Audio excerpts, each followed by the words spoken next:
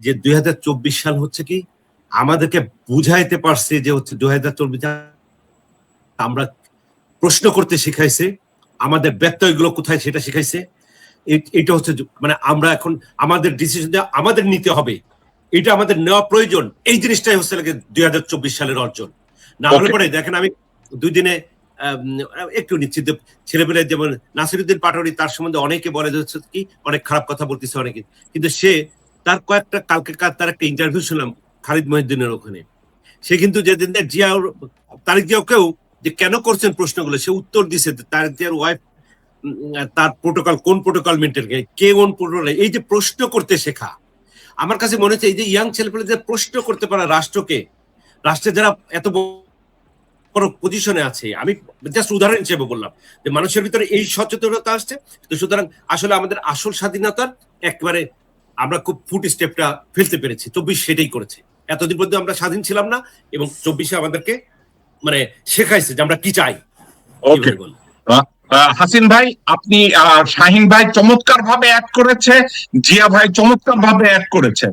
আমি আপনাকে জিয়া ভাই বলবে একটা লাইন, আমি নাসিরুদ্দিন পাটোয়ারির যে ব্যাপারে যে ডিবেটটা চলছে সেটার জন্য আমি 2টা জিনিস দায়ী করি। একটা হলো বাংলাদেশের কিন্তু কোনো রাজনীতিবিদ কোনো ভালো সংস্কৃতি শিখায় নাই। সুতরাং এই যে তরুণ সমাজ তারা যে ভালো কথা বলবে, এই ভালো কথাটা তারা আগে গত 55 বছরে কেউ কারো সম্বন্ধে ভালো কথা বলেন, ভালোবাসায় কাউকে তারা তাদের ভুল ত্রুটি দেখিয়ে দেন। এটা এক। 2 নম্বর হচ্ছে নাসিরুদ্দিন পাটোয়ারি যে প্রশ্ন তুলেছে যে জাইমা রহমান হোক আর ওই জুবাইদা রহমান হোক কোন প্রোটোকল, আমি মনে করি যে একটা জ্ঞানী রাজনীতিবিদ সে ব্যক্তি নিয়ে প্রশ্ন করবে না, সে পদ্ধতি নিয়ে প্রশ্ন করবে, সিস্টেম নিয়ে প্রশ্ন করবে। If the system is alright everybody else will get better. তারা সবাই কিন্তু সিস্টেমটা যদি আমরা ঠিক করতে পারি তাহলে কিন্তু ব্যক্তি তখন মুখ্য না। আমাদের হচ্ছে কি আমাদের নজরটা চলে যাচ্ছে ব্যক্তির প্রতি, হুইচ ইজ অ্যাবসলিউটলি রং। প্রধানমন্ত্রীর স্ত্রী সে যদি একটা প্রোটোকল পায় এটাতে রাষ্ট্রের এমন কিছু একবারে মহাভারত অশুদ্ধ হবে না, কিন্তু যদি সে সিস্টেমের মধ্যে থাকে তাহলে এটা প্রোটোকল না পাওয়ার কোনো কারণ নাই।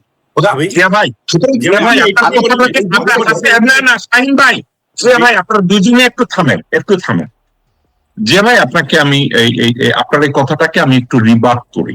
আমি দ্বিমত পোষণ করছি না, আমি রিবার্ট করি এই সেন্সে, গত 55 বছরে বাংলাদেশের টোটাল শাসন ব্যবস্থাটাই হয় কি এক ব্যক্তি কেন্দ্রিক হয়। এক ব্যক্তি কেন্দ্রিক হওয়ায় ওখানে একটা অটোক্রেটিক রুল চলে আসে।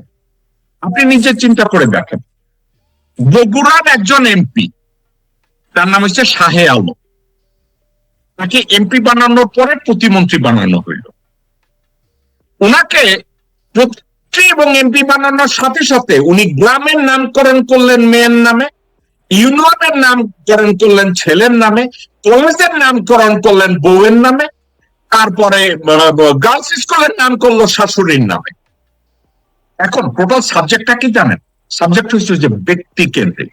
নাসিরুদ্দিন পাটোয়ারি যদি বলে, তার ক্রিটিসিজমটা যদি এভাবে হয় যে তারেক রহমানের স্ত্রীর প্রোটোকলটা এরকম কেন, আমি যদিও এই ইন্টারভিউটা শুনি না, কিন্তু সে যদি কারো প্রিভিলেজ নিয়ে কথা বলে, আমি আপনার প্রথম কথাটাই ফিরে যাব।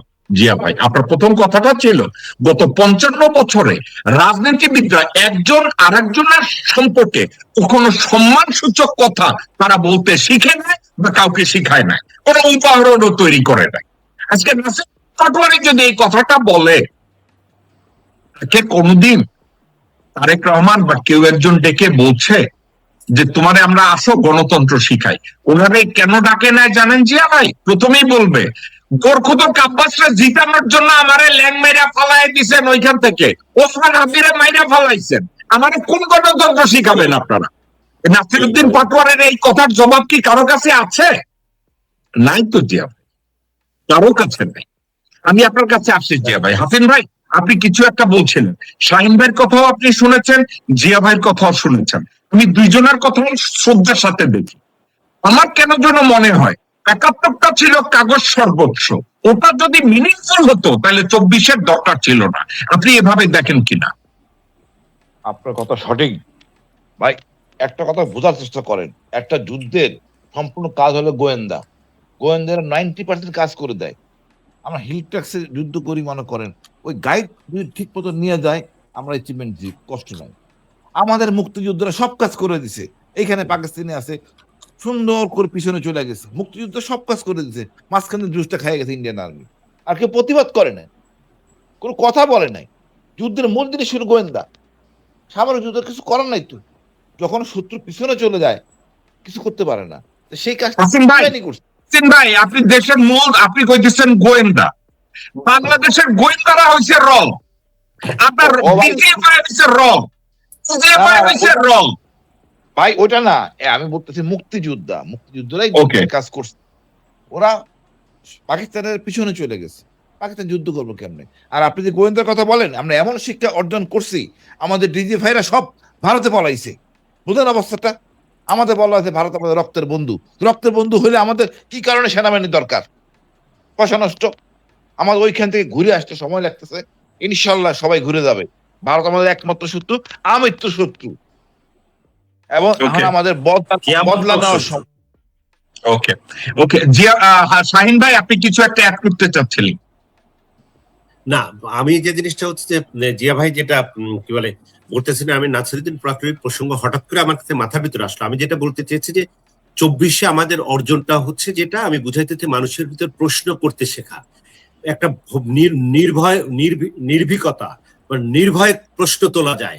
এটা তো আমরা গত 17 বছর বা গত 55 বছরে দেখিই নাই, তাই না? তো এইটাই আমি বলতেছি, আমাদের 24-এর অর্জনটা হচ্ছে এরকমের যে মানুষের ভিতরে একটা তার যে অধিকার আছে, তার যে রাষ্ট্র থেকে তার কিছু পাওয়ার আছে, এইটা আসলে আমরা সোশ্যাল মিডিয়া দেখলে বুঝতে পারি, বা সমস্ত মানুষকে বুঝতে পারি যে তারা বুঝে যে তার কোনটা পাওয়া উচিত, তার কোনটা পাওয়া উচিত। ওকে, শাহিন ভাই, ঠিক আছে। ওকে, ফিরদৌস আজিজ, আপনি কিছু একটা অ্যাড করতে যাচ্ছিলেন? হ্যাঁ, প্রথম কথা হচ্ছে যে ওই ভাই বলছিলেন, শাহিন ভাই, যে রাজনীতিবিদরা যুদ্ধ করেছে। সরি, শহীদ রাষ্ট্রপতি জিয়াউর রহমান যদি সেদিন ডাক না দিতেন এবং যুদ্ধ শুরু না করতেন, এই রাজনীতিবিদরা কই থাকতো? আদৌ কিছু করতো? প্রবাসী সোনাগাছিতে থাকতো ভাই, রাজনীতিবিদরা সোনাগাছিতে। আমি রাজনীতি করেছি সেটা বলি ফেরদৌস ভাই, ফেরদৌস ভাই, আপনি তো আমার থেকে ছিলেন। আচ্ছা, না বললাম, আচ্ছা ঠিক আছে, ঠিক আছে, ঠিক আছে, ফাইন। আমি বলি, 71-এ রাজনীতিবিদরা যখন 25শে মার্চে গিয়ে হইলো, রাজনীতিবিদরা কই ছিল? প্যান্ট শার্ট খুইলা লুঙ্গি পইরা এই বুড়িগঙ্গ পার হইয়া কেরানীগঞ্জ দিয়া ওদিক দিয়ে ভাগছে, বুঝতে পারছেন? জি, তো রাজনীতিবিদরা করছে ভাই বরিশাল যায় নাই। আমি না, বরিশাল না, বুড়িগঙ্গা বুড়িগঙ্গা পার হইয়া কেরানীগঞ্জ গেছে, বুঝছেন? ফেরদৌস ভাই ভাগছে, ভাগছে সব। শুনেন, কোথায় ফেরদৌস ভাই, আমি ওকে, শাহিন ভাই প্লিজ উনিকে শেষ করতে দেন। শাহিন ভাই, আপনি ওনার কথা বলে আপনি কথা বলেন প্লিজ, আমরা একটু কথাটা শেষ করি প্লিজ। আমি অনেক কিছু হারায় ফেলাই আসলে। ওকে, বলেন আজিজ ভাই, বলেন। এই যে 17 বছর গণতন্ত্র ছিল না, আসলে কোনোদিনই আমরা স্বাধীন ছিলাম। আমরা ওই যে বললাম না, বিস্কুট একটা খাওয়াই দিচ্ছেন চেতনার, স্বাধীনতার, বঙ্গবন্ধু মুজিব, জয় বাংলা, এগুলো অনেক কিছু খাওয়াই দিচ্ছে ওই সময় ভাই, এগুলো খাওয়াই দিচ্ছে। সুশীল কথা বলে তো লাভ নাই, আর সুশীল এক্সপ্লেনেশন দিয়েও লাভ নাই। যেটা সলিড ওইটা বলেন না কেন, এগুলা কিছুই ছিল না। লুটপাটের লাইসেন্স দিচ্ছে প্রতিটা সরকার এসে, একমাত্র শহীদ রাষ্ট্রপতি জিয়া রহমান ছাড়া। জমিদারের কাছ থেকে যারা নেয় না, যে আমি আপনাদের খাজনাও দেবো, 5 বছর আমিও খামো, তাই হয়েছে এই দেশে। তো স্বাধীনতা করতে চাইলো কোন মারানি কয় স্বাধীনতা পাইছে? স্বাধীনতা ছিল নাকি কোনোদিন? স্বাধীনতা যেটা আসছে এখনো কনসলিডেটেড হয় নাই স্বাধীনতা, because of lot of mistakes এই বিপ্লবের পরে, বাট এখন আসছে। এইটাকে এখন কনসলিডেট করা দরকার, রিফর্ম করা দরকার। সামনের দিকে আগানোর জন্য যে কাজগুলো আমাদের দরকার ছিল সেগুলো করা হয়নি।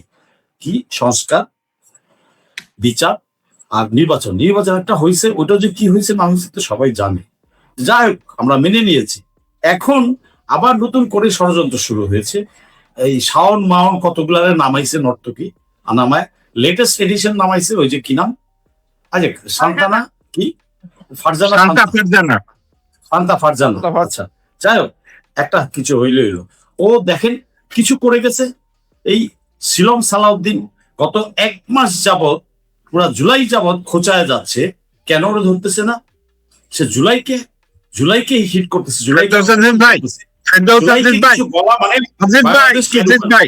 আজিজ ভাই, আপনার শিলং সালাউদ্দিন ব্যস্ত, সে প্রমাণ করার চেষ্টা করতেছে যে তারে নাকি উত্তরা থেকে গুম করা হয়েছে। সাউয়ার পোলায় এখন প্রমাণ করার চেষ্টা করে তারে নাকি গুম করছে।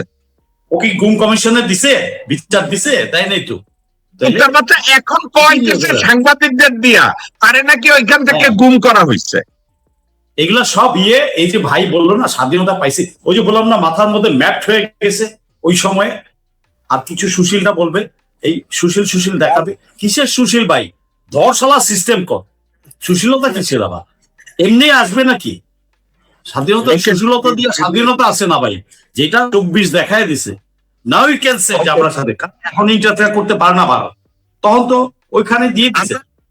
আজিজ ভাই, আমি আপনার কাছে ব্যাক করি। নীরা, আপনি অনেকক্ষণ কথা বলতেছেন, আপনার কাছে একটু জিজ্ঞাসা করি। আমরা একটা নাম সবাই ভুলে গেছি, যেই নামটা শরীফ ওসমান হাদি। এই নামটা আমরা ভুলে গেছি। এখন শরীফ ওসমান হাদি কি 24-এর জন্য কিছু করে নাই? এবং আমাদের দেশের বিনির্মাণে শরীফ ওসমান হাদির জীবন দেয়াটা কোন মূল্যবান কোনো কিছু ছিল না? আপনার কি মনে হয় না শরীফ ওসমান হাদি 24-এর একজন আইকন? আপনার একটা মনে হয় কিনা নীরা? অফকোর্স সে একজন আইকন, কিন্তু আপনি আরেকটা বিষয় দেখেন না, আমাদের দেশের রাজনীতিবিদদের নীতি তো বিক্রি হয়ে গেছে বহুত আগে। এদের নীতি নৈতিকতা বিক্রি করে বসে আছে। আর এই যে পলিটিক্যাল আপনি যে এই রাজনৈতিক হত্যাকাণ্ডগুলোর কথা বলবেন, তো সেটা এখন আমাদের দেশে আমরা নীতির নৈতিকতার অবক্ষয় হতে হতে এমন পর্যায়ে এসে পৌঁছেছি যে দেখেন, একটা জীবনের মূল্য যদি হয় 10 লাখ টাকা, 5 লাখ টাকা, 20 লাখ টাকা, আমরা ভুলে যাই। আমরা এই রাজনৈতিক হত্যাকাণ্ডগুলো ঘটাবো, ফ্যামিলিকে ডাকবো, লম্বা একটা চেক ধরিয়ে দেব, আমরা দেশে গিয়ে ঘুমিয়ে পড়বো। শুধু চেক ধরায় দেব না নীরা, লন্ডনে একটা পলিটিক্যাল অ্যাপয়েন্টমেন্টও দেব, কোন জায়গায় একটা কেরানি ফেরানির চাকরিও দেব। কেরানি ফেরানির চাকরি না, ওখানে একজন যোগ্য লোককে দেওয়া যায়, সেখানে না দিয়ে অযোগ্য কাউকে পাঠাইয়া জাস্ট মুখে একটা জিপ লাগাই দিয়ে সে আর যাতে মাঠে ঘাটে না থাকে, রক্তের বিচার না চায়, সেটাই করা। তো এখন বাংলাদেশের সিস্টেমে চলছে এটা। তো এই যে সিস্টেমের কথা বলি, যতক্ষণ পর্যন্ত আমরা ট্রাকে না উঠবো, আমরা যতক্ষণ পর্যন্ত ডিরেল থাকবো, তাহলে কি করে আমরা সিস্টেমটাকে তৈরি করব? আমরা দেখি পলিটিশিয়ানরা পার্লামেন্টে গেল, বসলো, বিরোধী দলও ওখানে আছে, তারা কথা বলবে পলিসি নিয়ে। আমাদের দেশের রাজনীতি চলে উইদাউট পলিসি। পলিটিশিয়ানরা পলিটিক্স করে উইদাউট পলিসি, তাদের কখনো কোনো পলিসি নিয়ে কথা বলা হয় না। এই যে দিয়া ভাই কিছুক্ষণ আগে কথা বলেছেন যে আমরা পার্সোনাল অ্যাটাকে চলে যাই, কার পিছনে কি গুণ আছে সেটা না বলে দোষটাকে আমরা হাইলাইট করে সামনে নিয়ে আসি, যদিও আমরা কোনো সমাধান খুঁজে পাই না, সমাধান দিতেও চাই। নীরা, আপনাকে একটা কথা বলি, আপনি বুঝবেন নীরা। সবাই ইদানিং বাংলাদেশে একটা রাজনৈতিক বিতর্ক চলতেছে। বিতর্কটা কি জানেন? নাসিরউদ্দিন পাটোয়ারি। কেন জানেন? নাসিরউদ্দিন পাটোয়ারি অকাত কিছু কথা বলে, এই কুত্তার বাচ্চা, হারামজাদা, বদমাইশ, লাথি দিমু, এই ধরনের কথাবার্তা বলে। আসলে কাহিনীটা কোথায় জানেন? নাসিরউদ্দিন পাটোয়ারি কিন্তু জীবনের শুরু থেকে যেইভাবে কথা বলে, তার কথা বলার স্টাইল মোটেও চেঞ্জ হয় না। তাহলে হঠাৎ করে মিডিয়ায় এই কথাগুলো কেন আসছে আপনি কি জানেন? নাসিরউদ্দিন পাটোয়ারিকে পলিটিক্যালি দেউলিয়া বানানোর জন্য বরখুদক আব্বাস $1,000,000 ছড়ায় দিতেছে, ফোন কলের পরে ফোন কল করতেছে, বলতেছে, মিডিয়ারে কইতেছে যে নাসিরউদ্দিন পাটোয়ারিরে আন্ডারমাইন করতে হবে, নাসিরউদ্দিন পাটোয়ারিকে এইভাবে পলিটিক্যালি সম্পর্কে খারাপ কথা বলতে হবে। নীরা খুব ভালো করে জানেন, নীরা আপনার চেয়ে ভালো কেউ জানে না। আমি আমেরিকার পররাষ্ট্র মন্ত্রণালয়তে গিয়ে আমি কথা কইতেছি, মানব জমিনের সম্পাদক মতি 2 দিন আগে আমার সাথে কথা কইছে, 2 দিন আগে আমার সাথে কথা কইছে, জিয়া ভাই আমি পররাষ্ট্র মন্ত্রণালয় ইন্ডিয়ার বিরুদ্ধে ঝাইরা কথা কইছি। কুত্তার বাচ্চা এই মানব জমিনে লেখছে কি জানেন? জনৈক বাংলাদেশি আমেরিকার পররাষ্ট্র মন্ত্রণালয়তে গেছে, তারপরে কল করে কইছে ওই খানকির পুত 2 দিন আগে আমার কথা কইলে আমি আবার জনৈক হইলাম কবে? আপনি কি জানেন বাংলাদেশের প্রত্যেকটা মিডিয়ায় কইছে জেকব মিল্টনকে কভার করা যাবে না, কারণ জেকব মিল্টন নাকি সবার কুটকিতে আঙ্গুল দেয়। এখন জেকব মিল্টন তো গত 93 সাল থেকে আজ অবধি কথার ধরন তো চেঞ্জ হয় নাই। আজকের হঠাৎ করে নাসিরউদ্দিন পাটোয়ারিকে বলা হইতেছে সে আউট। নাসিরউদ্দিন পাটোয়ারির কথা ভালো না, নাসিরউদ্দিন পাটোয়ারির খাওয়া দাওয়ার স্টাইল ভালো না, নাসিরউদ্দিন পাটোয়ারির হাঁটা ভালো না। কেন রে খানকির বলা 24-এর আন্দোলনের সময় নাসিরউদ্দিন পাটোয়ারি যখন লড়াই খাইছে, কি খাইছে, কি খাইছে, নাসিরউদ্দিন পাটোয়ারির পাশে তো তোমরা কেউ যাও না। এখন চুলকুটি কাটা সাউয়ার পুতেরা বছর কাব্বাসের পৌঁছে পাইয়া তোমরা সবাই পাটোয়ারির উপরে যারা হইছ। আমাদের দেশের পলিটিশিয়ানরা যেটা করে সেটা হলো টোকাই দিয়া রাজনীতি করতে যায়, কিন্তু এই যে রাজনীতি, এই যে শব্দটাকে যে এরা একেবারে ভ্যানিশ করে দিতেছে, এই জগা খিচুড়ি গার্বেজ বানাইয়া দিতেছে, এই শব্দটার অর্থটা কি? কিন্তু আমাদের দেশের রাজনীতিবিদদের দেখা যায় কি কখনো কোনো শিক্ষিত এডুকেটেড ছেলে মেয়েদেরকে আশেপাশে রাখে না। সব অকলম বকলম যাদেরকে দিয়ে পিয়ন চাপরাশি নাপিত ধোপার কাজ করাইতে পারবে এই সব লোকজনকে সামনে কাছে টেনে রাখে, বগলে রাখবে তাদেরকে। আর যারা শিক্ষিত, যারা আপনাকে সামনে হাইলাইট করতে পারবে, 5টা কথা আপনার কানে দিতে পারবে, কনস্ট্রাকটিভ কোনো কথাবার্তা বলতে পারবে, শোনাতে পারবে, তাদেরকে কখনো আশেপাশে আসতে দিবে না। এবং না দেওয়ার পিছনে হয়েছে ডিপেস্টেড এমন ভাবে তাদেরকে মানে এক জায়গায় বন্দি করে রাখে, ওখানে শিক্ষিত ভালো এডুকেটেড কোনো পার্সনের মানে ইনভলভমেন্ট থাকে না। এখানে এই একটা কথা আমি বলি আপনাকে, এই কথা প্রসঙ্গে আমার কথাটা বলতে হয়। নাসিরউদ্দিন পাটোয়ারির কথা নিয়ে এখন তুলকালাম কাণ্ড, কিন্তু তারেক রহমান সাহেব ঝিনাইদার একটা খানকি আছে, নতুন খানকি, তার নাম হচ্ছে রাশেদ খান। সে যেভাবে কথাবার্তা বলে আমার মনে হয় বোধহয় দৌলত দিয়ে বড় হয়েছে, সোনা কাশিতে জন্ম হয়েছে, বড় হয়েছে, আর আপনি হয়েছে দৌলত দিয়ে, কিন্তু তাকে নিয়ে কিন্তু কেউ কোনো কথা বলে না। রাশেদ খানকে নিয়ে কারো কোনো মন্তব্য নাই। না বলবে না তো।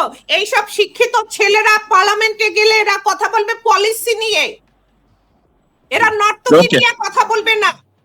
ওকে, ঠিক আছে, যার কারণে এদেরকে এই কাজগুলো করা হচ্ছে এবং এর পিছনে হয়েছে ওকে ভাই, আমার 5 জন গেস্ট আমার দৃষ্টি আকর্ষণ করি। আমার 5 জন গেস্ট নিরা গিয়ে পৌঁছে আছে, বসে আছে। বাংলাদেশে শুধু এখন একটা স্লোগান হওয়া উচিত, বাংলাদেশ থেকে কবে যাবি? এর বংশ বাংলাদেশে থাকতে পারবে না, শুধু এই কে ব্ল্যাক লিস্টেড করা হোক বাংলাদেশের মাটি থেকে। দেখবেন বাংলাদেশ পরের দিনই সুস্থ হয়ে যাবে। বাংলাদেশের মূল অসুস্থতা হয়েছে ভারতীয় ভারতীয় দালাল, এরা যারা আছে গোটা বাংলাদেশকে পচিয়ে ফেলেছে।